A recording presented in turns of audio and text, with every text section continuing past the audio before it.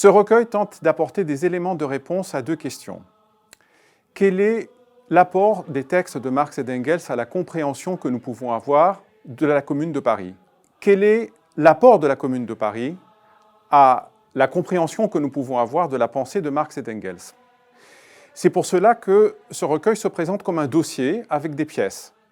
Les textes de Marx et d'Engels, bien sûr, mais aussi des textes de la Commune de Paris, de ses publications officielles, des mouvements politiques et sociaux qui ont fait partie du mouvement communard, notamment du mouvement des femmes, qui a été particulièrement remarquable et remarqué sous la Commune de Paris, et puis aussi des textes de contemporains de Marx et d'Engels, mais qui n'ont pas forcément les mêmes vues que eux sur la signification de ces événements et les leçons qu'il faut en tirer. La Commune de Paris, pour Marx et Engels, est un tournant, non seulement dans l'histoire française, mais dans l'histoire mondiale. Pourquoi? Parce que c'est la première fois que le peuple travailleur d'une grande ville, de la capitale de l'Europe du XIXe siècle, pour reprendre l'expression de Walter Benjamin, prend le pouvoir et l'exerce pendant 72 jours. C'est donc un événement inédit qui va stupéfier les contemporains et alimenter la réflexion théorique de Marx et d'Engels. Qu'est-ce que la Commune de Paris pour Marx et Engels?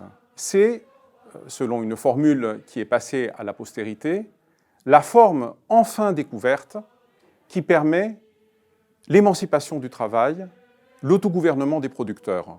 Une forme éminemment expansive, écrit Marx. Que veut dire une forme éminemment expansive? Cela veut dire deux choses. La première, c'est que c'est une forme qui permet de briser les verrous à la transformation sociale que pose l'État bourgeois, et tout particulièrement l'État bourgeois sous la forme particulièrement répressive et oppressive du bonapartisme français. Et puis, c'est une forme qui permet d'expérimenter à tous les niveaux des pratiques qui vont transformer les rapports sociaux, qui vont impliquer le peuple travailleur, les producteurs, dans cette entreprise de transformation globale de la société. Marx et Engels voient les aspirations que la Commune n'a certes pas eu le temps de réaliser dans ces 72 jours, dans une ville qui est assiégée de tous les côtés, mais qui font date dans l'histoire du mouvement ouvrier.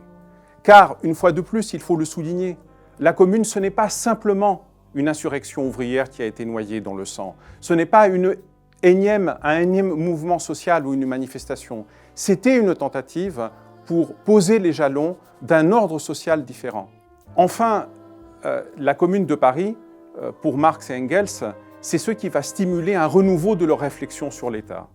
Marx et Engels comprennent que prendre le pouvoir pour les classes travailleuses signifie changer profondément le pouvoir, signifie bouleverser les institutions et l'appareil étatique, et non pas simplement avoir l'idée qu'en les occupant, on peut en faire ce qu'on veut, on peut les faire travailler à notre compte.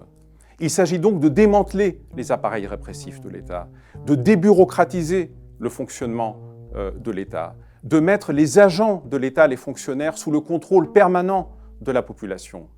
Et il s'agit en même temps de surmonter la distance qui existe entre les représentants et les représentés pour faire, une fois de plus, de la médiation politique un instrument au service de l'émancipation et de la transformation des rapports sociaux.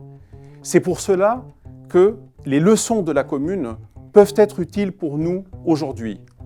Elles peuvent être utiles pour nous car, on le voit, dans les révoltes populaires qui ont secoué des dizaines de pays de par le monde, c'est la question du pouvoir qui représente le problème redoutable que ces révoltes ont trouvé en face d'elles, mais qu'elles ne sont pas arrivées à résoudre. Car même lorsque les populations en révolte arrivent à renverser des régimes, elles ne savent pas exactement quoi mettre à la place. Et ce désarroi ne peut que renforcer les tentatives de retour à l'ordre ancien.